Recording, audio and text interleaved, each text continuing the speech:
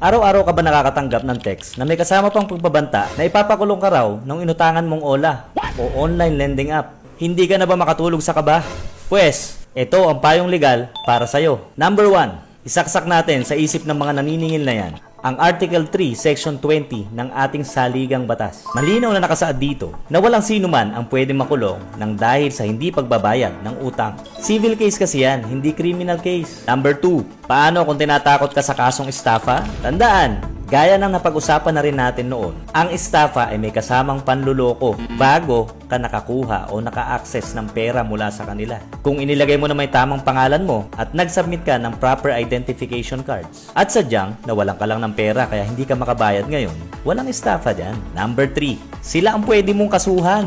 Sa ilalim ng rules na pinatutupad ng Securities and Exchange Commission at sangayon na rin sa Data Privacy Act, bawal kang ipahiya ng Ola. Siyempre, bawal ka nilang harasin. Bawal nilang i-text sa mga contacts mo sa phone book. At lalong bawal i-post ang pagmumukha mo sa social media para tawaging scammer. Kaya huwag magpa-stress sa pananakot. Harapin ng tama at magbayad kapag mayroon na.